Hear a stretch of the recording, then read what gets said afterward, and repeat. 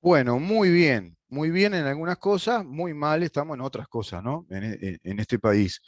Estaba mirando acá y hablando con un colega respecto a este paro activo, los estudiantes de secundaria. Vamos a ubicarnos un poquito. Paro activo, estudiantes secundarios. Un muchacho que sale con un vestido de la Rivarola, explicando que van a defender a su director porque lo acusan de insubordinación. ¿Qué es lo que pasó? Se tenía que arreglar un salón y parece que hay un ascensor que está arrumbrado hace años, que no funciona en el IABA, eso explicó Robert Silva, y fueron a arreglar eso. Bueno, de esto hicieron una especie de magnificación de acto político, obviamente, pretexto revolucionario para decir nos desalojan de los salones, que además es mentira, siquiera hizo eso la autoridad de este gobierno, de decirle, no, miren, ustedes como estudiantes no pueden tener salones para ir a tomar mate y hacer asambleas gremiales, usted tiene que estudiar. Bueno, no, eso ya en el Uruguay ya está aceptado, que los estudiantes de secundaria hacen sus gremios, sus asambleas, tienen sus doctrinos adolescentes del marxismo gramsciano. No les dijeron que no hicieran eso, sino que iban a ir a otro salón. De eso te hacen un paro. A ver si se entiende. No importa el motivo. Mañana van a pintar un salón y van a salir a decir en el liceo tal, nos desalojaron del salón. Toda la vida el Partido Comunista hizo lo mismo. De un hecho determinado, de una naturaleza, te la modifican, magnifican el hecho y, como dice Atilio Borón, sociólogo marxista argentino, fogonear el conflicto, fogonearlo, prepararlo todo el tiempo, crearlo y meter el conflicto, porque esa es la tarea revolucionaria.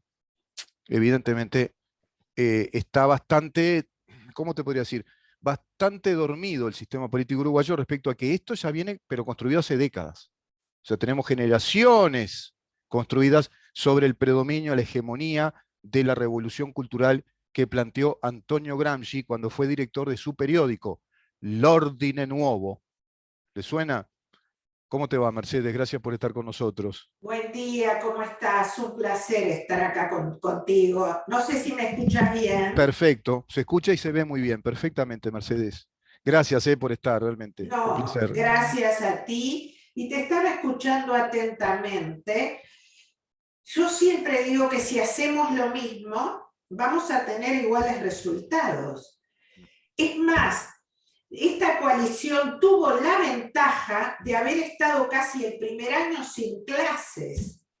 Ahora se están enterando de lo que venimos denunciando hace 30 años y de lo que muchos que están sentados en el MEC de hace 30 años y los nuevos, muchos de ellos nombrados por la coalición, han sido responsables. Vos no podés tener lleno una entidad como el MEC y como la enseñanza y la UDELAR, lleno de incendiarios y de golpe a los 3 años de gobierno decir, bueno, ahora vamos a ser bomberos.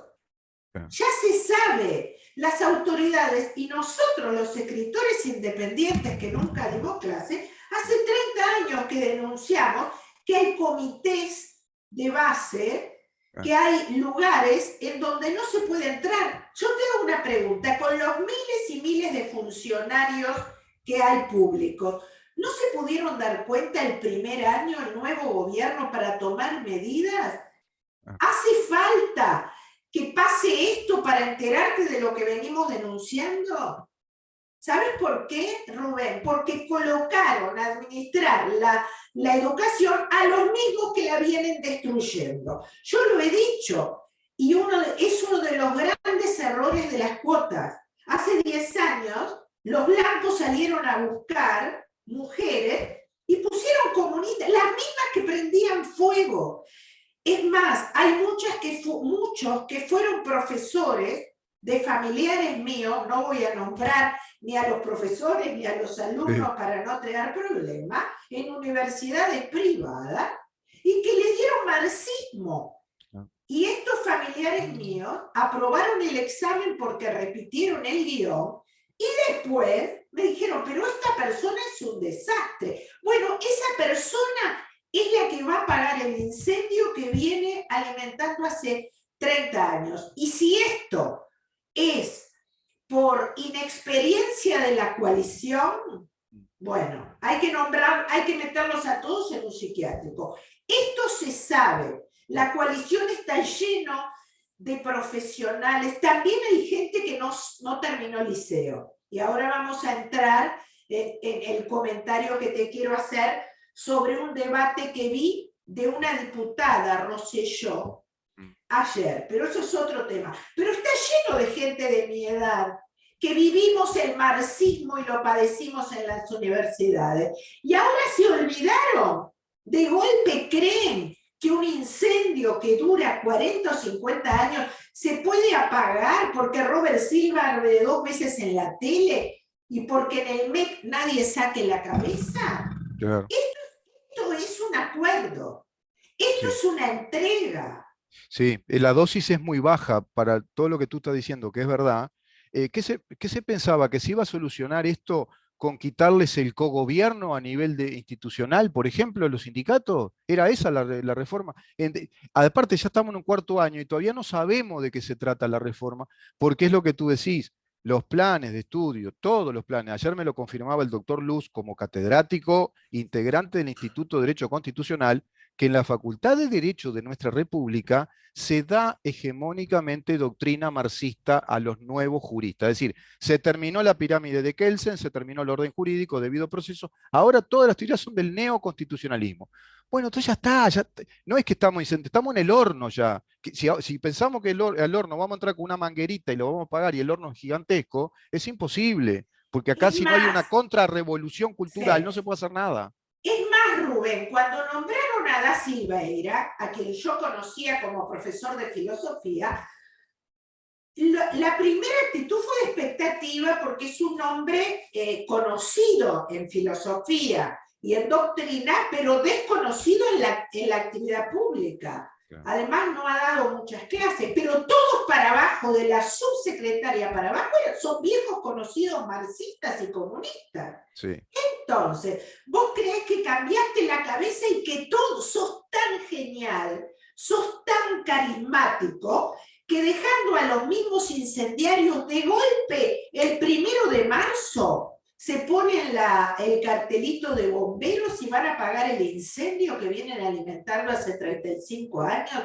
Mira, estamos en un grado de deterioro tan enorme de la educación, de la calidad de los profesores, de la calidad de los políticos, que ayer en las redes, después de un debate lastimero sobre la tenencia compartida que integró una diputada colorada de nombre Rosselló, que se opone a la tenencia, y no voy al fondo del tema, voy al debate en sí.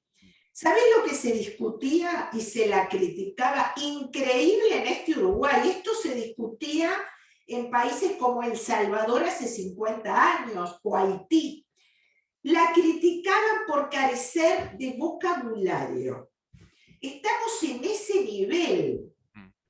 Estamos viendo senadores, diputados, en este caso era no sé yo, pero hay varios, muchos, funcionarios, directores de entes, con cargos, gente con cargos en ministerio. Ya estamos discutiendo, y en las redes se discute, quiénes carecen de vocabulario para siquiera enfrentar un debate en donde tengan que armar frases.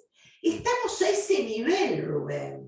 Es lo que dice entonces el filósofo francés Michel Onfray, cuando habla de que han atacado el idioma, que ahí hay una guerra enorme entre la cultura, ¿no?, del neolenguaje, que nos dice que con 25 palabras por día andamos bien, cuando podríamos usar 3.500, 10.000 palabras por día, ¿no? Entonces, si empobrecemos el idioma, empobrecemos el pensamiento. Es imposible Obviamente, pensar si no tenemos buen dominio del idioma.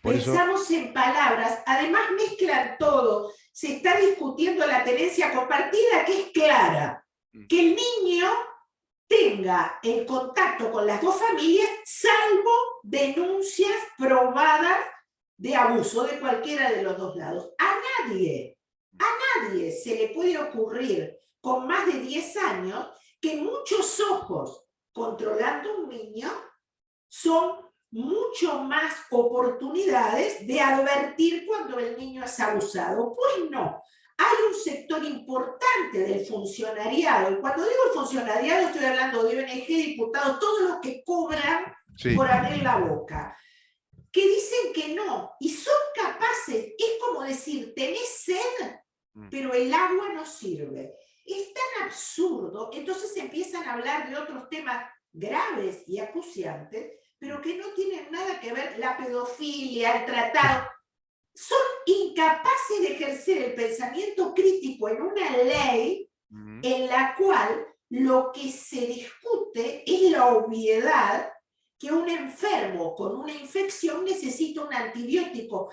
Han cortado los cables que llevan al pensamiento crítico, y es lo que vos decís. El vocabulario escueto se acompaña, no casualmente, de un escaso razonamiento crítico. Claro, claro. En esas manos están los alumnos, los niños, la gente que va al Poder Judicial. Hay gente en el Poder Judicial hoy que no solo me avergüenza para un país que supo tener cualquier magistrado cuando éramos chicos, era una persona de consulta, era una persona leída. Sí. Por eso Leuleyo era una persona preparada, estuvieras o no por eso de letrado, acuerdo, ¿te acordás? Por eso claro, letrado. Estuvieras o no de acuerdo con el fallo, pero sí, era gente ponderada intelectualmente. Sí. Ahora hay un gran porcentaje que no saben hablar, no saben escribir. No saben, y además que y la vida, perdón que termine la frase, hay gente que tiene la vida puesta en un fallo judicial, como por ejemplo los amparos con el Fondo Nacional de Recursos o el problema con los menores. Y estamos en manos de subnormales.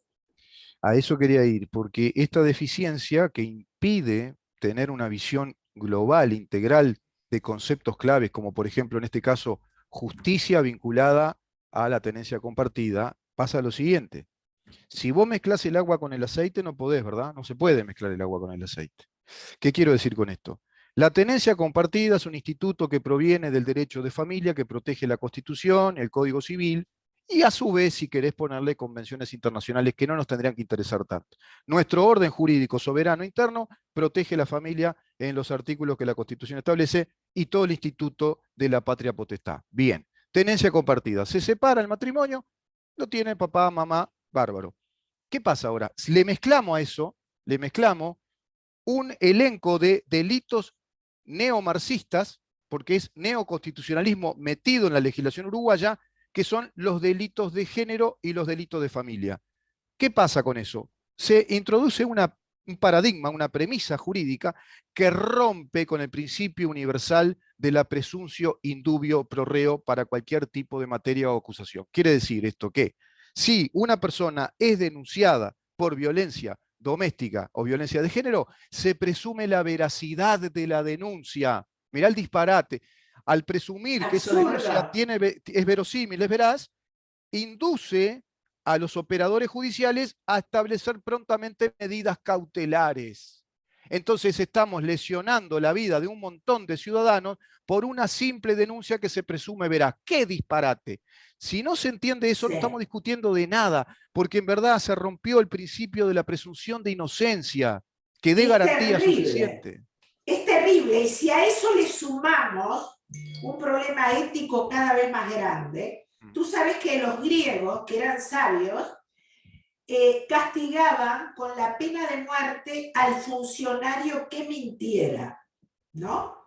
Porque fíjate tú al grado que entendían los que significaba la palabra de un funcionario público encargado de administrar justicia, educación, lo que fuere. Bueno, las redes se han llenado estos días de funcionarios de toda escalafón que cuelgan datos mentirosos, no engañosos, mentirosos. Sí. Hay una diputada y hay alguien de las comisiones de género que son muy importantes y son pagas, no son gratis, están todas en ONG financiadas desde el exterior y también del sí, porque todo esto es guita en el fondo, ¿no? Todo es plata esto. Claro, que cuelgan datos mentirosos. El número de femicidios, mentira. Y vos sabés que yo el otro día tuiteé, hace 2 o 3 días, que eso debería ser delito. Y sin embargo, los periodistas lo toman y debaten 3 días sobre algo que es mentira. Sí, sí, sí. Pero además, hasta los números. No sé si me Sí. explico. No, no, no, te Antes, explicas cuando bien. vos y yo éramos chicos, te decían, hubo 50 muertes, se escaparon 3 presos, Mm, o vos cumpliste 50 años y nadie lo dudaba. Ahora el 90% de las afirmaciones, mm. cuando está implicado el derecho de familia, Sí, o el derecho de la mujer, o el derecho, es todo mentira. Y no pasa nada. Y lo claro, retuitea. claro. Y si lo que dice la funcionaria que miente, no que engaña con algo, con unas palabras raras, no, que No. en vez de 7 femicidios dice 50, los senadores, diputados, ministros, directores de entes que son del partido lo retuitean. Claro, O claro. sea, ya no estamos como los griegos. Ahora se aplaude, se premia y se publicita la mentira. Entonces, Rubén, El arte de la mentira. O sea, claro, hay un fenómeno que el otro día lo explicaba Milei, que es un fenómeno real, esto hay que entenderlo. Ya no estamos solo en el mundo de la fake news. Fake news quiere decir la noticia falsa, sí, falsificada. Ahora hay un nuevo fenómeno en este sesgo de información. Nosotros vivimos en un mundo que es de perfiles o sesgos de información. Crean un mercado a través de una doctrina o una ideología de la comunicación.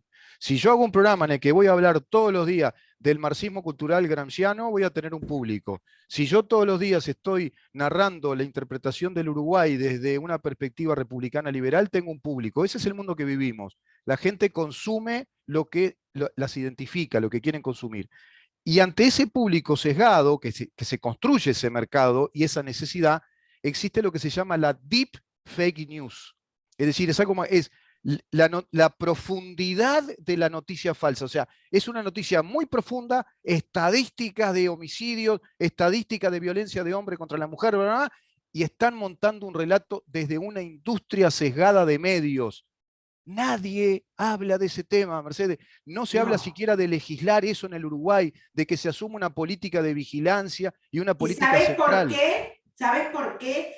Ayer en Radio Oriental, en mi columna, hablé de lo azorados que están mis amigos, que son alemanes, suecos, españoles, sobre el tupper en el que nos tienen metidos los medios de comunicación, sobre todo latinoamericanos, y ni que hablar en el Río de la Plata, y le llama la atención que no se hable de Ucrania, que no se hable de los bancos de Silicon Valley, que no se hable de los bancos suizos que caen. Hace 15 días, Ni de Brasil lo, la sabemos, Mercedes. No sabemos lo claro, que pasa en Brasil. pero hace 15 días un grupo enorme de ciudadanos tomaron en París, y ojo, no nos importa lo que pasa en París, siendo que desde la Revolución Francesa todo lo que pasa en París repercute en América Latina de forma sustantiva. Tomaron la sede de BlackRock, una empresa multinacional, y cuando empezás a ver los programas extranjeros, no los regionales ni los uruguayos, que solo hablan de Artesiano y de los Sí. trans y Y de del los paro del IABA claro, y de los géneros fluidos y de todas esas sí. paparruchadas, te das cuenta que BlackRock es propietaria, por ejemplo, de la mayoría de los medios de comunicación, compró acciones mayoritarias de todas las redes, Facebook, Twitter. En Uruguay, por ejemplo, para los que dicen que no tiene nada que ver, es accionista mayoritario hace pocos años del Banco Santander, del BBVA, de la mayoría de los medios de prensa del Río de la Plata.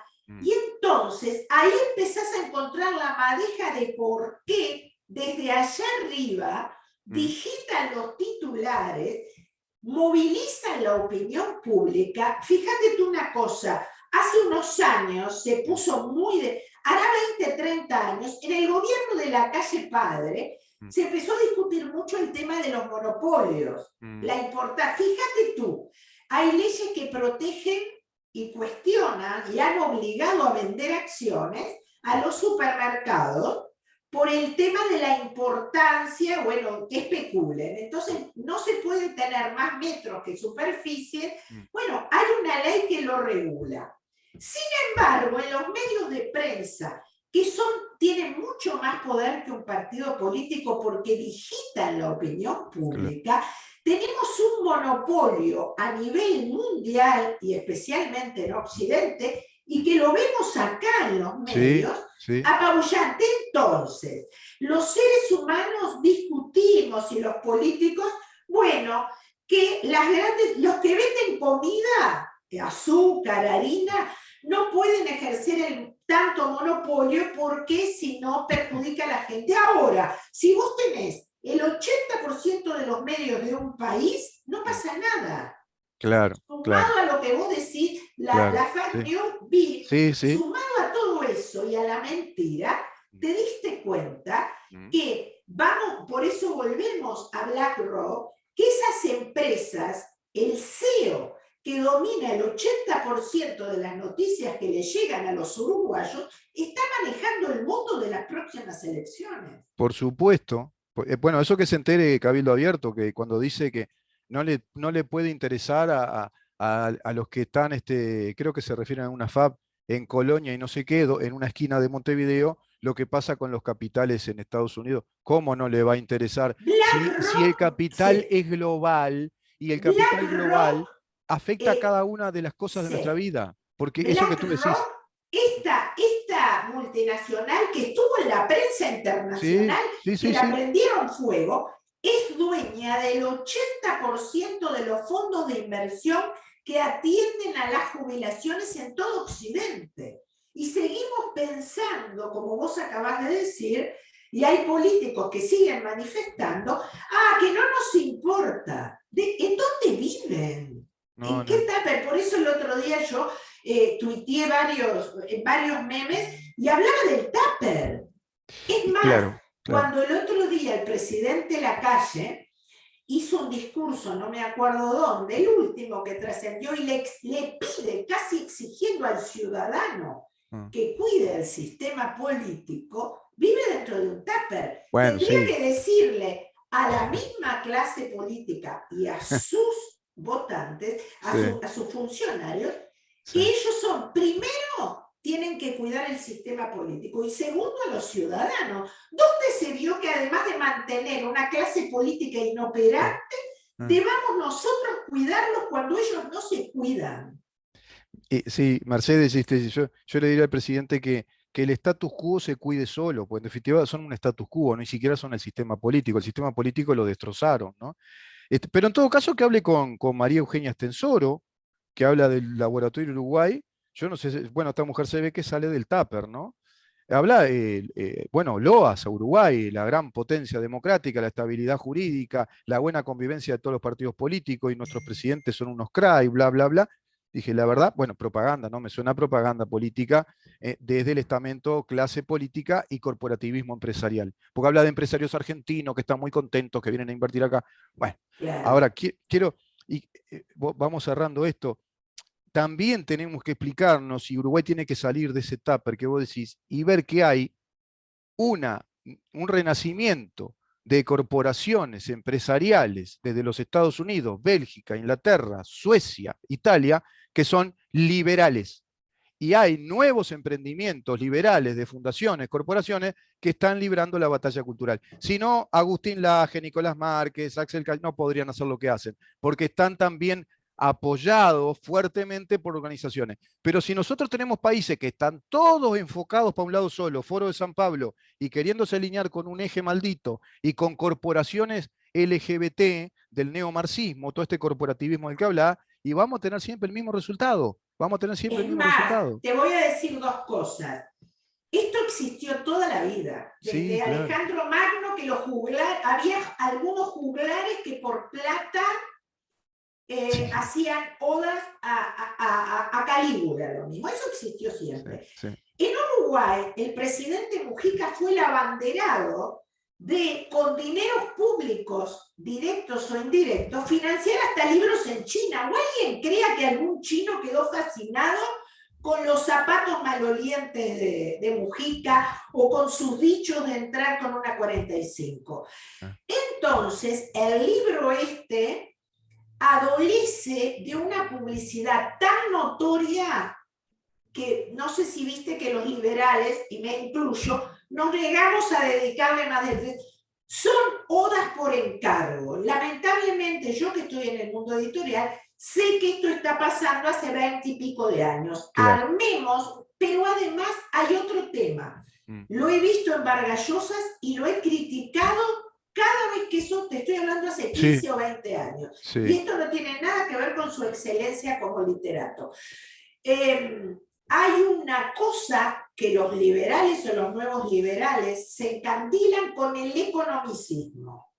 Bárbaro, que vengan los empresarios y no se fijan, pasó en Chile. Sí. Es más, Vargas Llosa sostuvo a Piñera y nunca tuvo el coraje de decir, de hablar de la batalla cultural. No habla de la batalla cultural. Acá, en pleno gobierno de Mujica, vino y dijo que, es más, como en este libro, como los vende afuera y económicamente no son marxistas, dice, no son marxistas, pero son marxistas culturales, que es el gran problema que tiene América Latina. Entonces, tenemos un grupo intelectual de periodistas y de escritores que por dinero financiados por empresarios que están alineados a eso. Tenemos que cerrar. Elaboran la leyenda, y otro grupo que todavía no se ha dado cuenta que ser no marxista en lo económico no significa no ser marxista en lo cultural. Entonces, estamos en el horno porque tenemos gente que se deja encandilar con las primeras luces.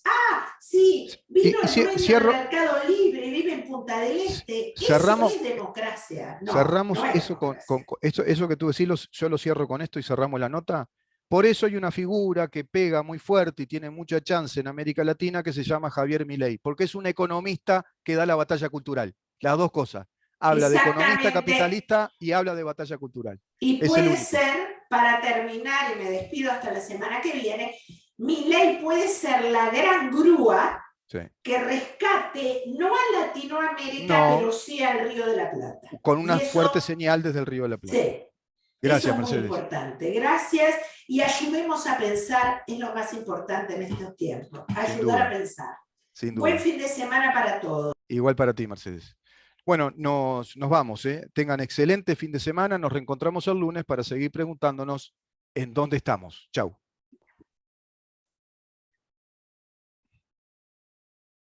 Libertas, una organización por la libertad, la república y la democracia.